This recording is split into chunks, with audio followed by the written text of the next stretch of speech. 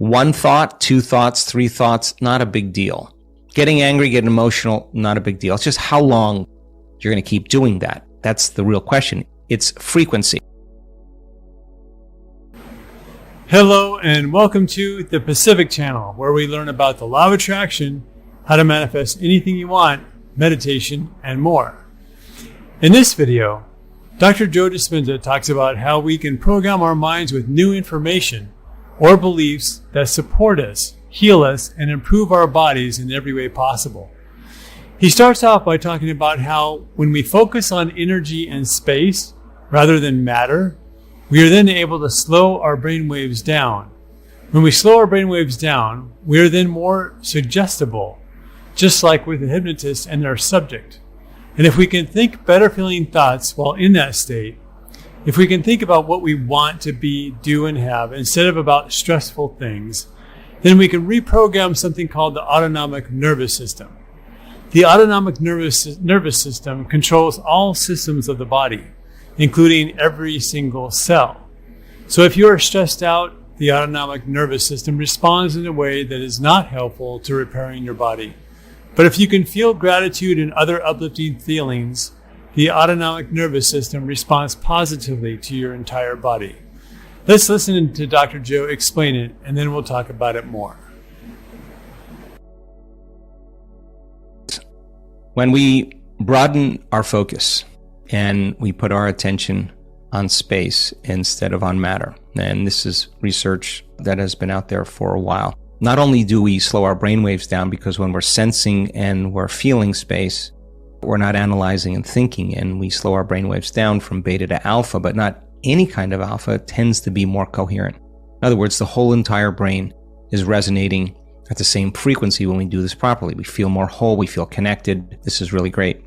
If we move into theta, then we're in a very hypnotic state. We're very, very, very suggestible to information.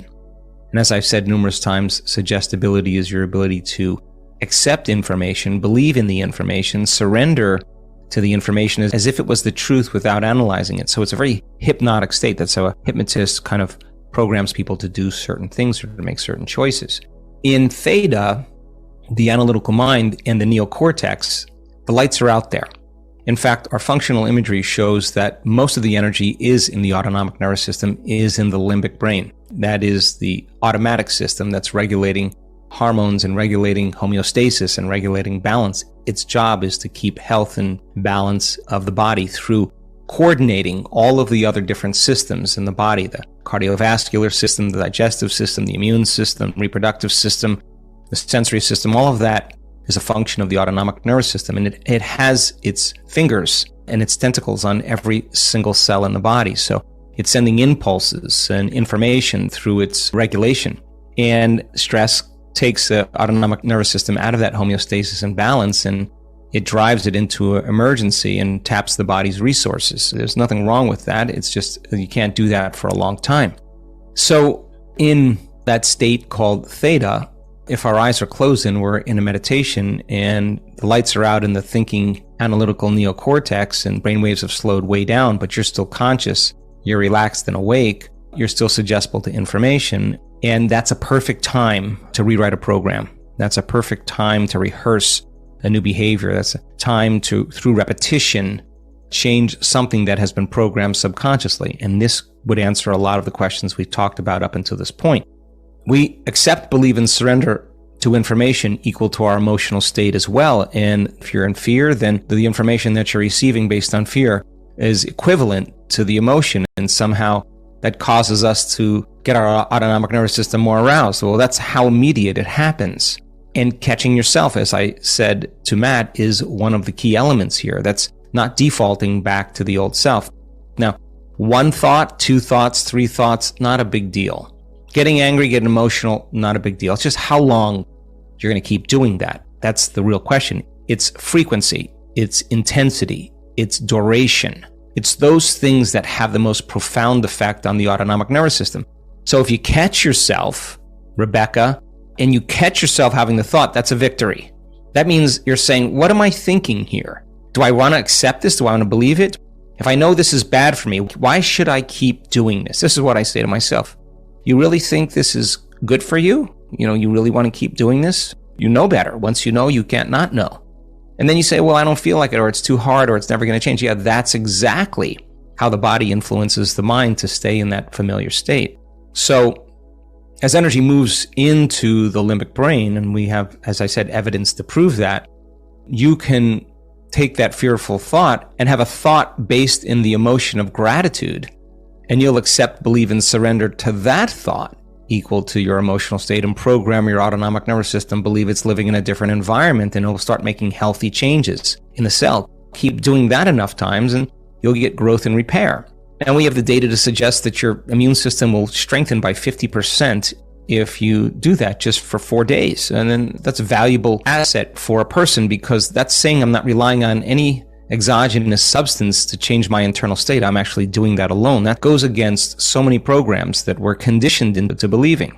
And without a doubt, there's a battle that goes on a regular basis. So I like the idea of people making an effort to catch themselves, to be the governor of their own thoughts, and having the information to stay conscious enough times in coming up against their own self that they don't go unconscious to their own self. So can you then, to answer the last part of this question, tune into energy and frequency, take all of your attention off matter, stop narrowing your focus on the material world, and that's less than 1% of reality, and put it on energy and frequency. And that energy and frequency you can experience with your senses, but only with your awareness. And if you keep opening your focus, and the brain starts being trained to frequency and order, to coherence and resonance, now the brain is more like a laser and can begin to become entrained to that field of information and frequency. And coherent frequency through a coherent brain is going to read information from that frequency. And that's when the door opens for a very, very immediate change. And so it's not like you have one thought and whoops, now I just created that future. We're not that good yet. It's the intensity. It's the frequency. It's how long, the duration that we do it in, catching yourself over and over again, forgetting and then remembering until the point where you stop forgetting and keep remembering, and can sense the thought before it happens, because you can sense the feeling that the body's anticipating, is so incredibly valuable. It's so important for us to take the responsibility to do that ourselves. And so just because you have a thought and it sneaks by you, it's not going to program your autonomic nervous system in such a different way. What happens when we stop thinking those thoughts that produce those feelings, and the discomfort that goes along with it, that is the determining factor. The discomfort is the body craving the familiar. And we can't white knuckle it. We can't suffer in that state of separation, just waiting for it to go away and our reality to change so we feel better. No, that would be still being in the program, waiting for our life to change, for us to change. We then, in that place, really have to change our emotional state, and then we'll accept, believe, and surrender to the thoughts equal to that emotional state. Do that enough times, and you program the autonomic nervous system hormonally, chemically, epigenetically to begin to behave in different ways. And we have evidence to show that if you do that for 7 days at a week-long retreat, your body will literally look like it's in a different life, in a whole different environment. So I wouldn't get too over-focused on just one thought. Just remember frequency, intensity, and duration. So catching yourself when you have an old, familiar, negative thought is key to being able to change your programming. Your body is addicted to the chemicals that are excreted when we have those old, negative, familiar thoughts and feelings. The trick is to catch yourself when you are having an old thought, and then ask yourself if you really want to continue down that path of thought. Why would you want to? What good will it do you? When you can monitor your own thoughts effectively, you can begin to start to change every aspect of your life, from your health to your wealth. But like Dr. Joe said, don't worry about having the occasional negative thought. It's about how often you have the negative thought, how intense it is, and the duration. The more frequent the negative thought or feeling happens, the more intense it is, and the longer it lasts, then the more problems it will cause the autonomic nervous system. But you can take a fearful thought and turn it around to feeling gratitude. And when you purposely feel gratitude, you can influence the autonomic nervous system to assist the cells of your body for growth and repair, and a 50% stronger immune system. That's amazing when you think about it. What is so great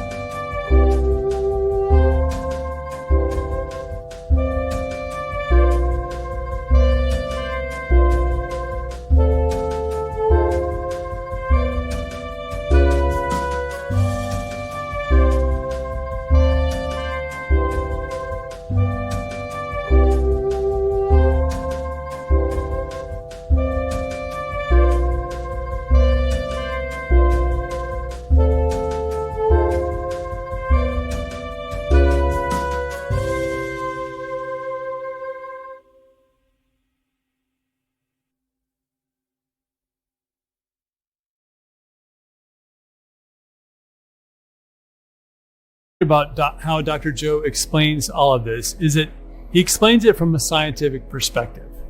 There are a lot of law of attraction teachers out there who talk about the benefits of positive thinking or how feeling gratitude is a great thing, but none of them, except for maybe a couple like Dr. Joe's friends, Dr. Bruce Lipton and Greg Braden, can explain how it actually works. Dr. Joe gives validity and credibility to people who are into the healing arts, and that's a very good thing. If you like this video, please like and subscribe. And if you feel like leaving a comment below, please do so. And now go out there, catch yourself if you have any negative thought, challenge it, change it, and change your life. Thanks for watching and have a great day or night.